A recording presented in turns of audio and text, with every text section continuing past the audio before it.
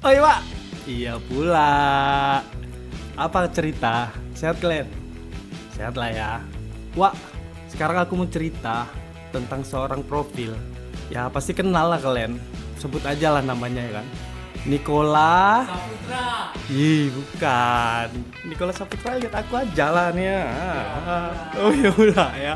Bukan, Wak. Nikola Tesla. Kalau menurut kalian itu dia tokoh apa profil? Tokoh lah ya. Profil yang tokoh atau tokoh yang profil? Toko kelontong. Tokoh kelontong. Silai lah itu.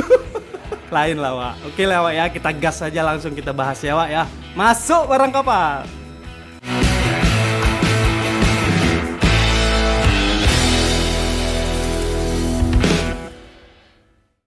Wak, jadi Nikola Tesla ini berawal dari ada apa dengan cinta, Wak. Serius lah. Wak, ini serius ya, simak lah makanya. Kalian bercanda aja.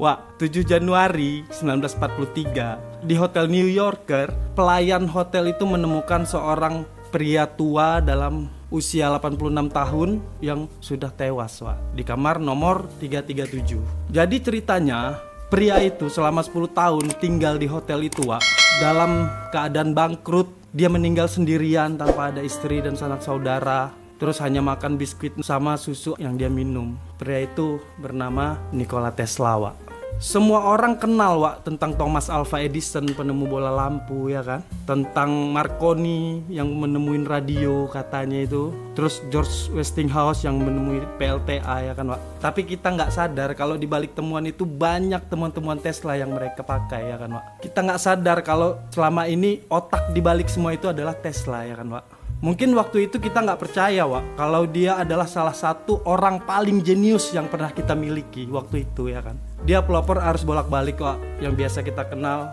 AC, accurating current gitu ya kan. Dan banyak lagi penemuan-penemuan dia yang bisa kita rasakan, kita nikmati sampai saat ini, Wak. Mulai dari bola lampu neon, seismologi, remote control, dan juga komunikasi nirkabel yang sekarang kita nikmati inilah, Wak, salah satu penemuan dia ya kan. Yang hebatnya lagi dia berencana menyediakan energi gratis, Wak, ke seluruh dunia.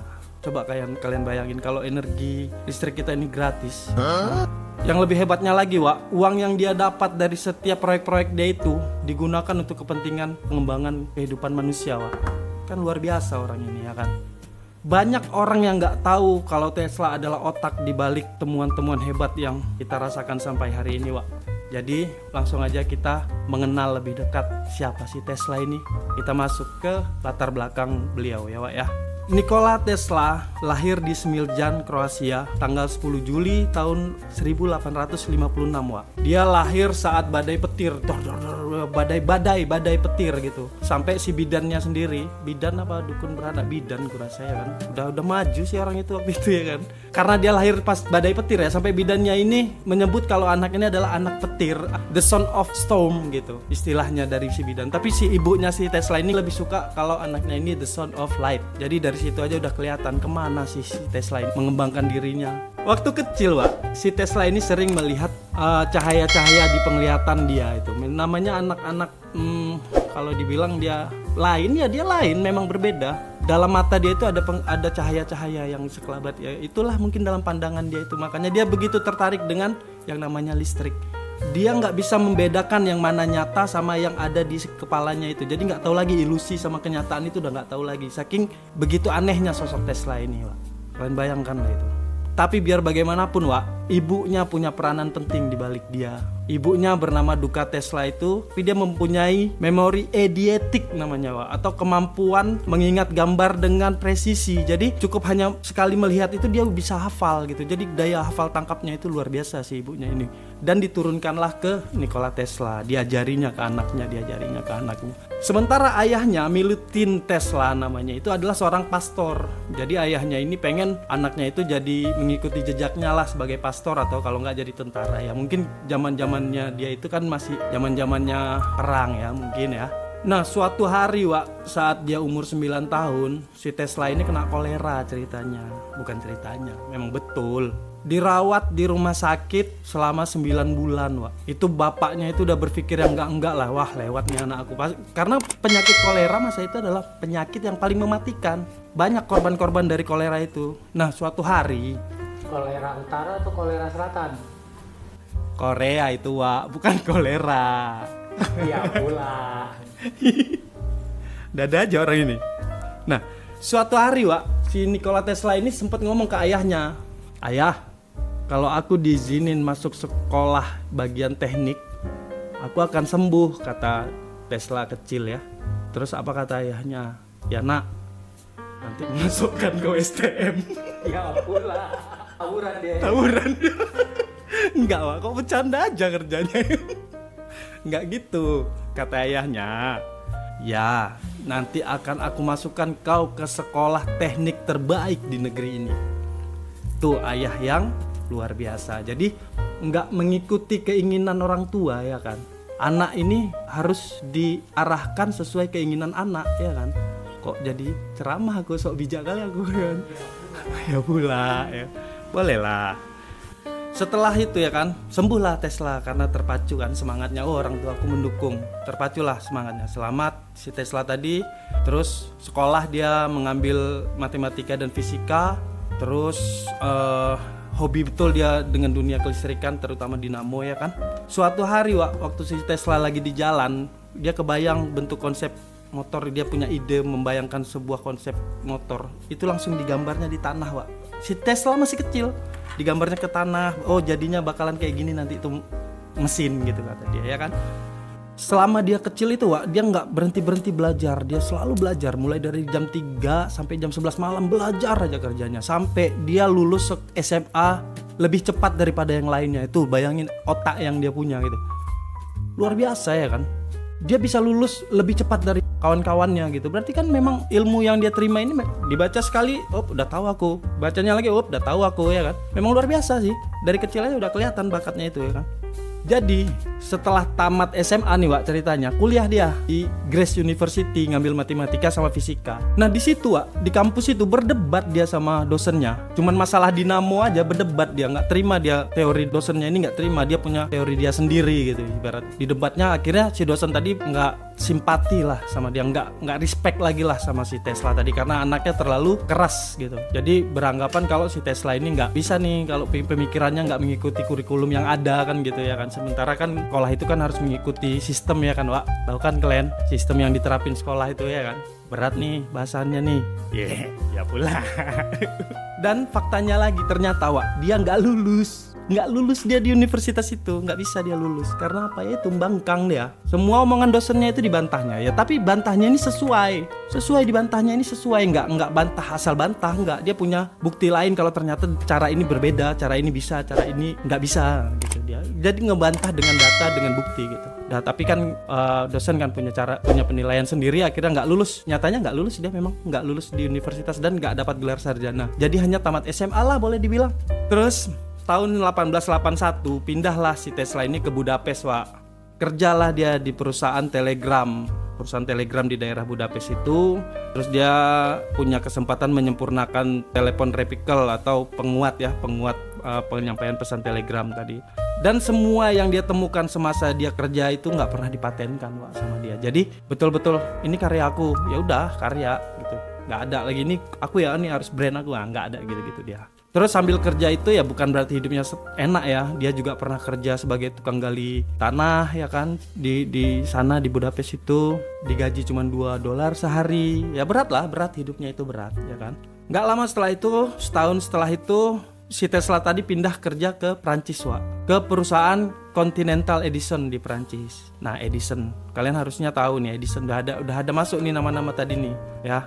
Dia bekerja di Prancis, merancang dan memperbaiki untuk peralatan listrik yang ada di perusahaan Edison tadi. Kan memang Edison kan bergerak di perusahaan listrik ya kan, Wak. Nah dia merancang, diperbaiki. Akhirnya pihak dari manajemen perusahaan itu merasa kalau dia hanya ditempatkan di Prancis, percuma nih, ini orang punya bakat. Akhirnya dipindahkanlah dia ke New York. Di New York dia bekerja di Edison Machine Works. Itu masih satu perusahaan dengan perusahaan Edison tadi, Wak. Di tahun 1884. Di sana dia ditugasi mendesain ulang generator arus searah, Wak. Kan kalian tahu arus searah itu berarti kan direct currents ya. Direct currents itu temuannya Thomas Alva Edison. Nah di situ dia dipekerjakan untuk mendesain ulang nih temuannya si Edison, masalah DC tadi ya kan. Nggak lama habis itu dia bisa dekat dengan pemilik perusahaan karena banyak keberhasilan yang dia dapat di perusahaan itu. Akhirnya kenallah dengan pemilik perusahaan si Thomas Alva Edison. Dan mereka berteman baik saat itu. Rumornya bagi Tesla, Edison adalah tokoh yang inspiratif, tokoh yang luar biasa. Dan bagi Edison pun, Tesla ini adalah asisten nomor 1. Ibaratnya Tesla ini adalah satu-satunya asisten terbaik yang dia miliki. Jadi benar-benar mereka ini saling menghargai awalnya, ya kan? Tapi nyatanya pertemanan itu nggak lama karena rivalitas. Rivalitas si direct current sama temuannya Tesla accurating current, AC/DC ya, bukan band ya, bukan AC/DC kan. Iya. Pula. Rivalitas itu terjadi seumur hidup, Pak. Suatu hari si Edison tadi pernah bilang ke Tesla kalau dia bisa mengembangkan atau meningkatkan desain direct current yang dia miliki arus searah tadi ini, dia akan dikasih hadiah $50.000. Nah, di situ kan Tesla pantang pula ya kan, apalagi anak-anak umur segitu ya kan, cuan nih kata dia ya kan. Kembangkannya ya kan, Pak. Belajar dia berbulan-bulan, ternyata jadi, Pak. Jadilah sistem yang si Edison tadi minta. Udah lama dia kerjakan berbulan-bulan, Wak. Nagih janji lah Tesla nih. Mana Son? Udah jadi tuh. Kau janji, kau bilang 50.000 kata kau. Ah Tesla, kau kayak nggak ngerti aja bercanda orang Amerika, kata dia kayak gitu. Kecewa lah si Tesla, Wak. Kayak gitu ya kan. Kalau aku digituin terbang lampu tuh bikin, Wak. Udah capek-capek berbulan-bulan awak bikin, nggak taunya di pranknya, Wak, ya kan.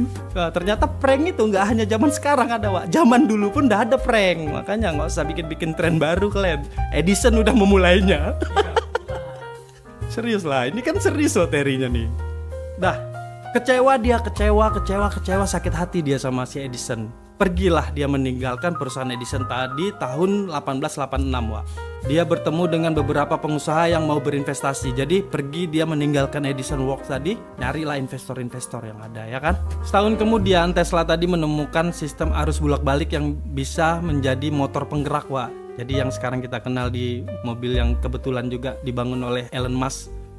Ingat kan kalian Elon Musk? Nggak ingat kalian? Itu loh yang punya PayPal. Nah dia itu kan sekarang bikin perusahaan mobil bernama Tesla. Jadi tribute to Tesla lah dibuat. Memang itu konsepnya Tesla. Dia merubah arus listrik menjadi tenaga penggerak. Itu ditemukannya waktu itu ya kan, Wak.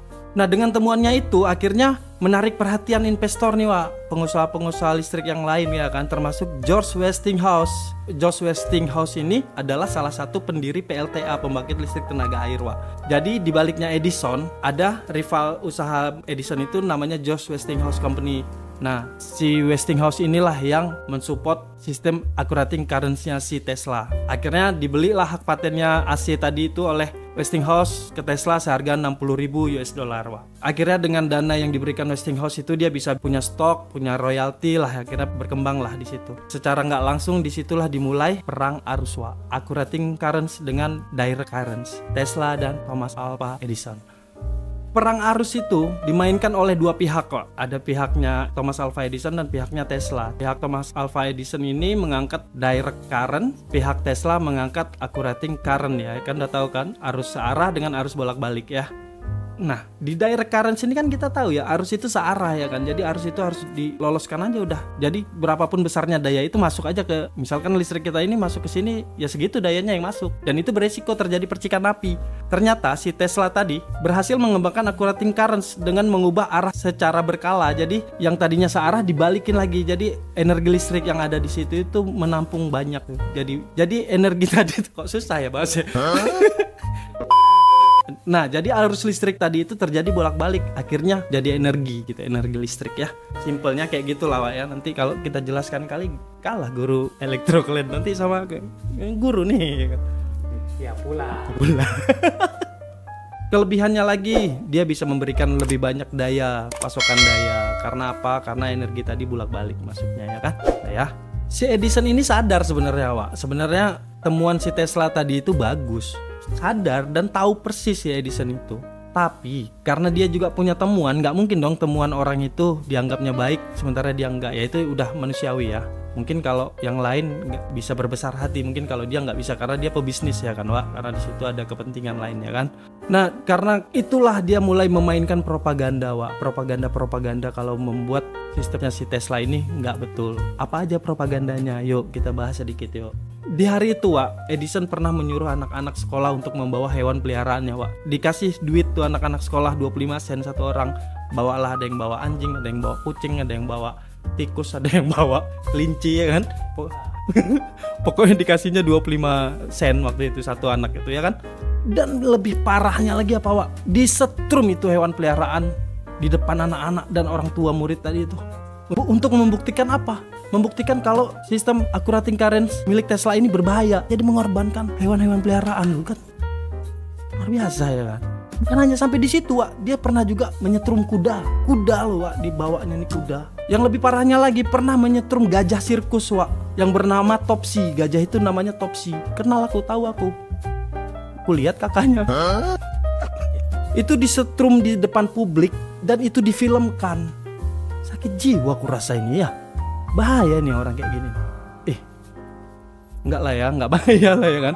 Itu tadi karena untuk menunjukkan kalau sistemnya accurating currents-nya si Tesla tadi itu berbahaya. Hanya untuk menunjukkan itu aja. Jadi perang bisnis yang luar biasa kalau aku bilang, mengorbankan banyak nyawa gitu. Walaupun itu nyawa hewan ya kan, tapi tetap nyawa itu. Ciptaan Tuhan itu. Dan bukan hanya itu, Wak. Ternyata Edison juga pernah terlibat untuk membuat kursi listrik, Wak. Jadi kursi listrik yang dibuat pertama kali itu yaitu ciptaannya Edison. Kan luar biasa ya kan. Sampai segitunya dia berpikir kalau sistem accurating currents-nya milik Tesla ini berbahaya ya kan. Aduh, aku nggak kebayang aku kalau memang dalam keadaan kayak gitu aku harus melakukan hal itulah, Wak. Ngeri itu ya kan. Tapi ya itulah yang terjadi karena waktu itu memang bisnis listrik itu adalah bisnis tambang emas ibaratnya yang luar biasa menguntungkan. Jadi benar-benar perusahaan itu bermain di kelistrikan. Ya tadi itu kayak Westinghouse bermain di PLTA, ya Edison bermain di listriknya direct currents ya. Bisnis yang luar biasa lah waktu itu. Sementara, Wak, Tesla slow aja. Mau kau gimana mau kayak gimana. Akhirnya pernah dia menyelenggarakan event di Pekan Raya Jakarta. Kemayoran. Kok sampai ke Kemayoran Tesla ya kan?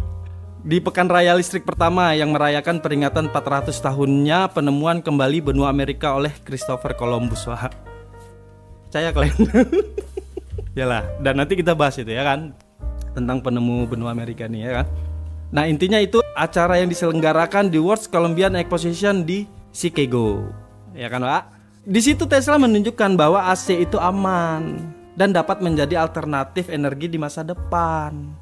Tesla menunjukin itu di acara itu dengan cara mengalirkan energi listrik tadi ke tubuhnya, Wak. Jadi dilihat tuh benar-benar mengalir ke tubuhnya dan dia nggak kesetrum. Dan videonya itu udah beredar di mana-mana. Kalian lihat aja coba di YouTube, ada itu. Ya kan? Ya. Sepakat kalian? Ya udah. Cocok orang cocok lah ya.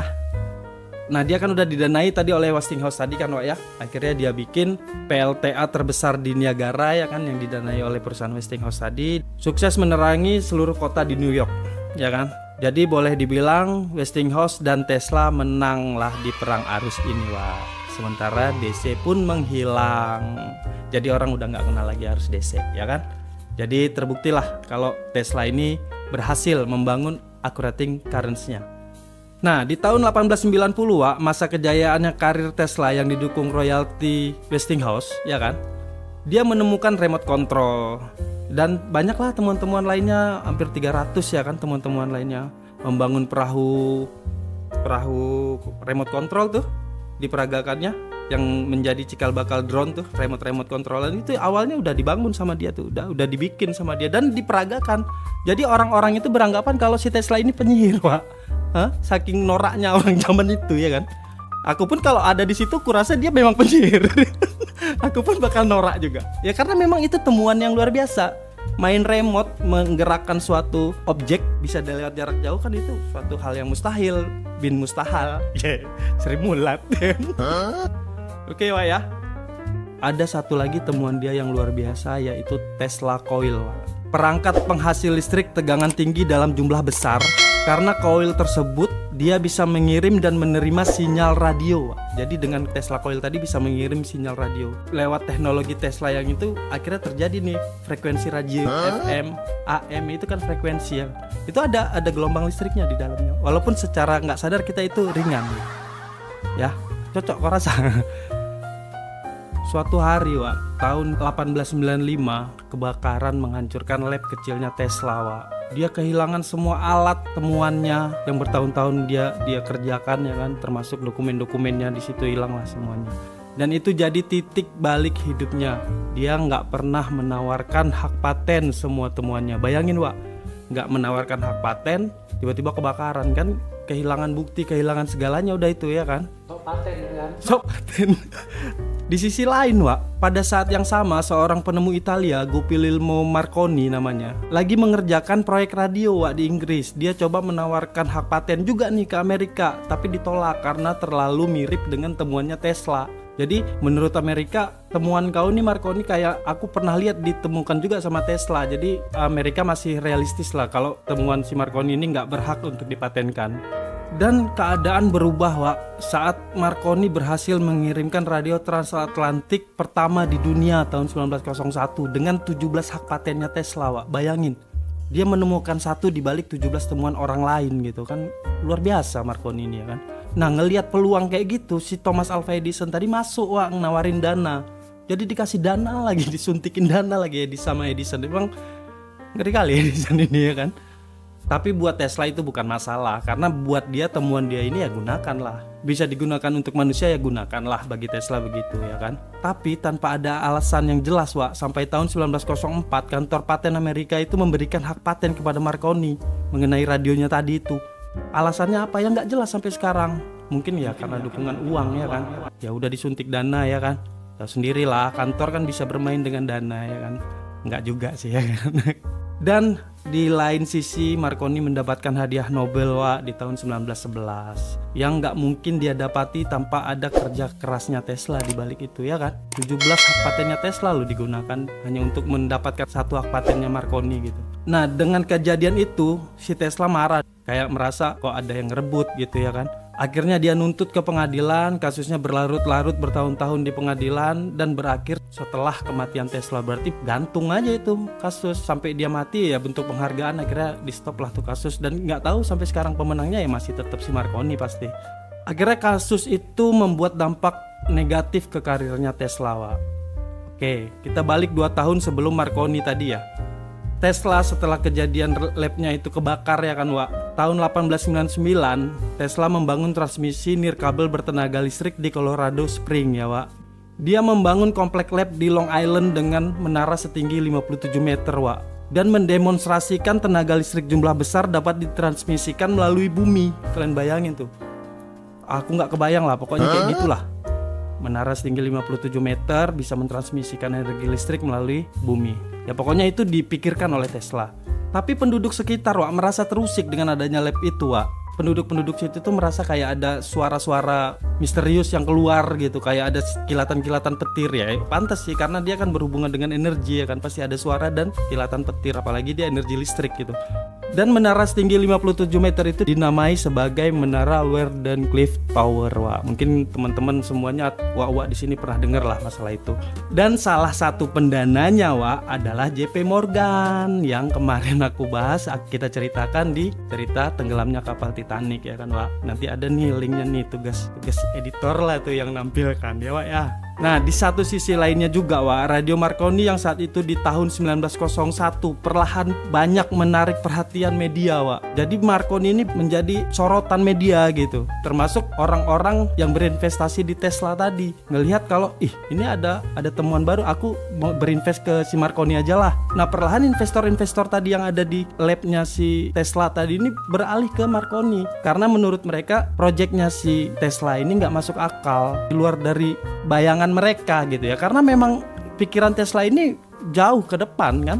Akhirnya udah ditinggalkan lah si Tesla tadi sama investor-investor yang udah bertahun-tahun dikumpulin secara perlahan ya kan. Ya karena itu dengan alasan Marconi lebih menarik ya. Nah, tanah labnya pun disita, Wak. Disita, akhirnya dia berjuang sendirian dalam lilitan hutang dan gangguan SARA. Proyek labnya itu sekarang masih ada, akhirnya dibangun properti ya Wak. Ya mungkin Wak bisa berkunjung ke sana, ke area itulah. Aku rasa pun masih ada juga menara penggantinya Weldon Clef tadi, tapi bukan yang aslinya, mungkin apanya lah gitu. Ada menara juga kulihat di situ. Nah dari situlah mulai kehidupan dan fundamentalnya mengalami penurunan Wak. Nah, akhirnya Wak, Westinghouse Corporation tadi yang mendukung Tesla tadi mempekerjakan Tesla sebagai konsultan dan membayarkan kamar hotel. Tesla menjalani 1 dekade atau 10 tahun terakhirnya di hotel tersebut Wak. Dia hidup dengan sewa dan terlilit hutang. Dia terobsesi sering memberi makan merpati, diajak yang ngobrol ya kayak orang stres lah kalau dibilang orang ya. Kalau menurutku itu punya pemikiran sendirilah dia. Si Tesla ini seorang visioner Wak. Dia mampu membangun semua temuan di kepalanya tanpa bantuan coretan kertas atau model. Bayangin tuh, dia bisa ngebayang di kepala ya, dibentuk aja, dikonsep aja di kepalanya. Jadi nggak ada coret-coretan. Segitu kuatnya daya pikir dia gitu. Dia menciptakan dunia modern, arus bolak-balik dan radio. Pernah ada satu perkataan Tesla Wak. Saya telah memecahkan masalah, sekarang saya bisa mati bahagia. Tapi saya harus hidup dan harus kembali bekerja dan membangun motor sehingga saya dapat menunjukkan pada dunia tidak ada lagi laki-laki yang menjadi budak tugas-tugas berat. Motor saya akan membebaskan mereka. Itu perkataan Tesla yang terakhir ya. Tesla nggak pernah bekerja untuk keserakahan pribadi, tapi untuk kemajuan dunia Wak. Tesla meninggal di kamar hotel sendirian pada 7 Januari 1943. Mungkin waktu itu kita nggak percaya Wak, kalau dia adalah salah satu orang paling jenius yang pernah kita miliki waktu itu ya kan. Ya oke Wak, aku rasa aku butuh minum jus organik nih Wak. Capek kali aku pulang kantor. Tahu kalian di mana belinya Wak? Tesla buat nggak ya? Iya pulang. Oh iya Wak. Grogi aku bang.